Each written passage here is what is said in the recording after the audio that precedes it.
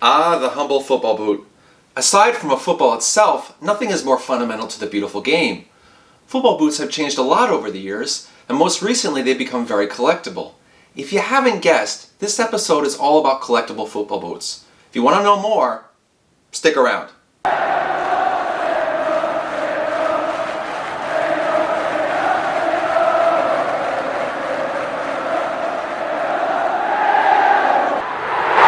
Hi there, and welcome to the Soccer Collectible Show, the channel for the history and value of soccer memorabilia. My name is Jonathan Kastner. I'm an appraiser with National Appraisal Consultants, and I'm the host of this show. This episode we're going to be looking at collectible football boots, but before we do, if you go ahead and take a moment just to click the subscribe button below, you can get all the latest soccer collectible news.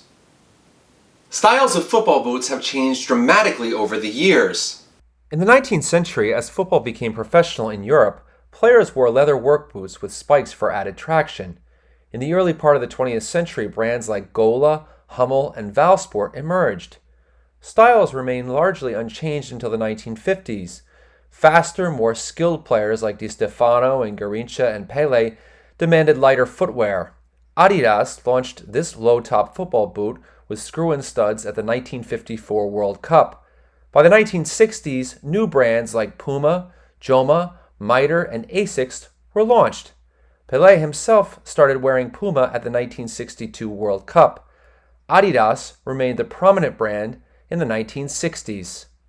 According to some estimates, over 75% of players at the 1966 World Cup wore boots by Adidas. The 1970 World Cup saw the debut of the Puma King worn by Pelé.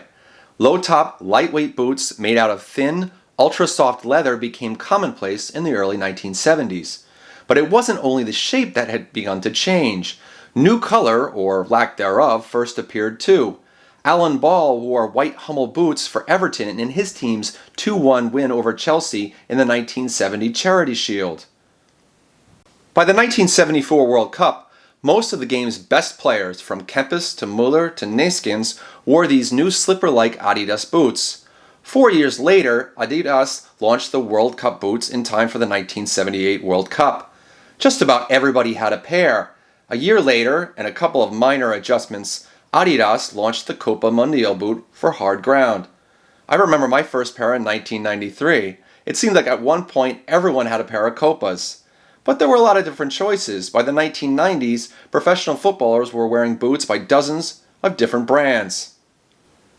Adidas has always been an innovator, and it made the biggest waves when it launched the Predator boots in 1994. Predator boots were outfitted with rubber fins that were said to change the trajectory of a ball.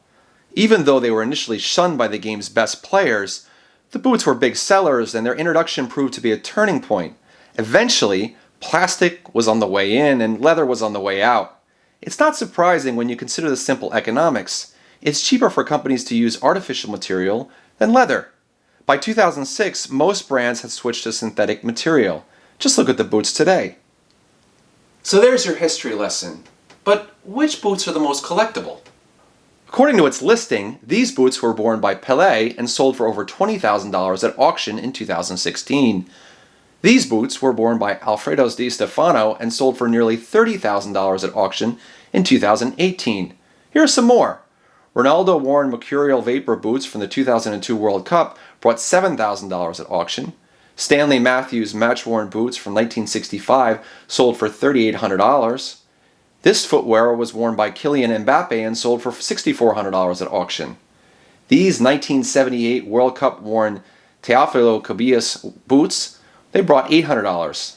Wait, $800? That's it. That's right. There are bargains at auctions, so seek them out. Just make sure you get documentation with your purchase. Modern boots have sold very well. These Lionel Messi boots sold for over $10,000 at auction, while these boots sold for over $15,000 at charity. These Cristiano Ronaldo boots worn in Euro 2008 sold for over 12,000 euros earlier this year. So you get the general idea. The best match-worn football boots bring thousands of dollars. Autographed items not worn by the player usually bring hundreds of dollars, but it depends on the player and the presentation. One of the challenges of collectible football boots is knowing exactly how to display them.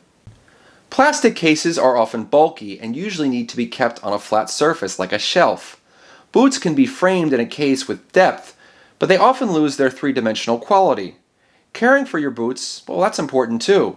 Both leather and plastic can crack over time. There are certain oils and cleaners that you can apply that will not damage your boots or your autograph. We'll cover memorabilia care in an upcoming episode. Well, that just about does it for this episode. Do you have any interesting stories you'd like to share with us? Any collectibles you'd like to talk about? You can go ahead and email us at thesoccercollectibleshow, all one word, @gmail.com. Don't forget to click the subscribe button. Take care, everyone, and stay safe.